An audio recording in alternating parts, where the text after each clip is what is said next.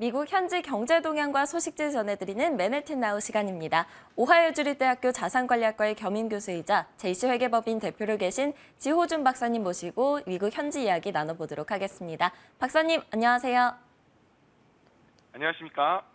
네, 박사님. 지금 8월 미국 고용보고서 결과는 골디락스 상태인 것으로 드러났습니다. 이에 9월 50베이시스 포인트 금리 인상 가능성이 대두가 되고 있는데요. 이번 고용 결과 9월 FOMC 금리 인상에 실제로 어떤 영향을 미치게 될까요? 네, 말씀하신 것처럼 지난 9일 미국 노동부가 발표한 8월 고용 보고서는 고딜락스 상태를 보여주면서 현재 인플레이션의 어떤 압력이 균형 수준으로 돌아가고 있는 신호를 보여줬다라고 저희가 볼 수가 있었습니다. 다시 말하면 미국 경제가 여전히 성장을 하고 있기는 하지만 그렇다고 해서 연준 FRB가 가파르게 정책 금리를 올려야 한다는 그렇게 생각할 만큼은 이제 아니라는 것을 보여주고 있다고 이렇게 간접적으로 해석할 수 있을 것 같은데요. 구체적으로 8월에 비농업 신규 취업자 수는 전월 7월 대비 31만 5천 명 정도 이제 증가했는데, 이 수치는 7월 그 전에 52만 명 이상에 비해 크게 줄긴 했지만 전문가들이 예상했었던 31만 8천 명에 매우 이제 근접한 수치였습니다. 수치만 봤을 때는 미국 노동시장의 불확실성이 조금씩 줄어드는 것이 아닌가라는 생각을 해보게 되는 것 같습니다. 하지만 한편 실업률의 경우에도 50년 만에 최저치였죠. 지난 7월에 3.5%와 이게 같을 것이다라고 예상했던 시장과 또 투자자 전문가들이 예상했던 것과 조금 다르게 8월에는 0.2%가 상승한 3.7%를 기록했는데요. 아직은 이제 불안 요소들이 많기 때문에 고용 지표들만으로 금리 조정을 통해서 인플레이션을 잡고자 하려는 이 연준의 강력한 의지를 꺾기에는 다소 부족하지 않을까라고 개인적으로 생각을 합니다. 지난주 뉴욕 증시에서도 이런 걱정들이 상대적으로 이제 많이 반영되어서 이제 하락 장세를 이제 보여줬던 것을 저희가 볼 수가 있었고요. 그렇기 때문에 이번 달 13일에 있을 8월 소비자 물가 지수, CPI 지수의 발표에 더 많은 관심들이 이제 쏠리고 있는 것을 저희가 볼 수가 있습니다. 만약에 다음 주에 발표될 8월 소비자 물가 지수가 크게 둔화되지 않거나 또는 현상 유지를 한다고 하면은 이번 FOMC 미팅에서 50bp 또는 75pp의 또 한 번의 자이언트 스텝의 인상이 어떤 그런 가능성들이 더욱더 높아지지 않을까라는 전망과 또 예상을 해보게 됩니다. 네, 그렇다면 이번 주에 시장이 주목하고 있는 것은 연준 위원들의 발언입니다. 파월 연준 의장을 비롯해서 정말 많은 연준 위원들이 발언이 예정이 되어 있는데요. 그러면 우리는 어떤 발언들에 주목해 보는 것이 좋을까요?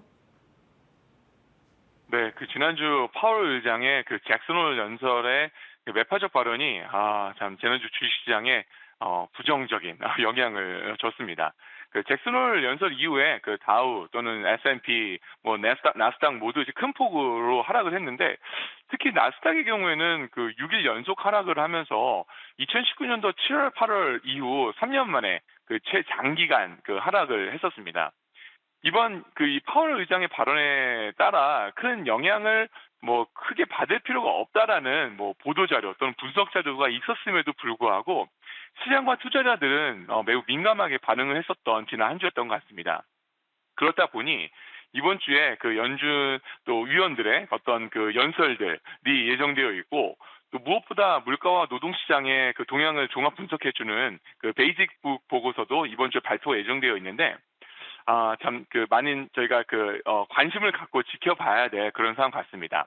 마침 오늘은 미국이 노동절 레이버데이 연휴이기 때문에 휴장이 되었지만 이번 주에 발표될 여러 자료들 를 통해서 연준의 통화 정책 기조에 대한 방향을 가늠해 볼 수 있을 좋을 기회가 될 것 같다라고 생각하는데요. 다시 말하면 곧 발표될 이번 8월 소비자 물가 지수, CPI 지수에 앞서서 연준이 어떤 통화 정책 기조를 갖고 있는지, 또 어떤 방향으로 드라이브를 걸 것인지에 대한 어떤 좀 컨퍼메이션, 재확인할 수 있는 좋은 기회가 될 것이라고 생각을 합니다.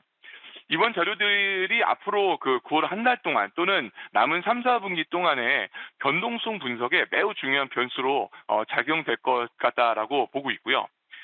지난주에 있었던 잭슨 홀 연설의 충격만큼은 아니겠지만 그래도 같은 맥락에서 또는 유사한 톤으로 발언과 또는 발표 연설이 있지 않을까라고 또 조심스럽게 예상을 해보게 됩니다. 네, 이번에는 에너지 이슈 한번 다뤄보겠습니다. 러시아가 유럽으로 통하는 가스관이죠. 노르트 스트림 1을 차단을 하면서 에너지 대란에 대한 우려가 정말 커지고 있습니다. 일각에서는 그런데 미국이 이에 최대 수혜를 받을 것이다라고 이야기하고 있는데요. 에너지 대란이 미국 관련 기업에는 어떤 영향을 미치는지가 궁금합니다.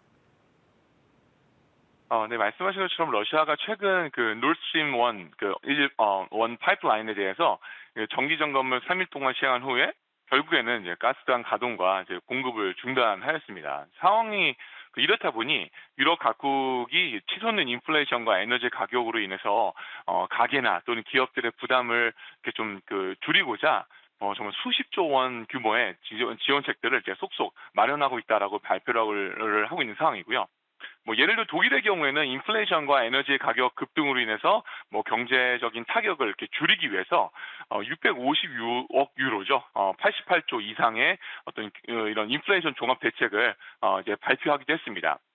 아무래도 그 작년에 비해서 10배 가량 높아진 천연가스 가격이 이 인플레이션과 또 불안한 소비 심리, 무엇보다 특별히 이제 코앞으로 다가온 그 겨울철, 이 난방 시즌, 난방비 대란으로 이어질 것을 우려한 정부 차원의 대응이라고 볼 수 있을 것 같습니다.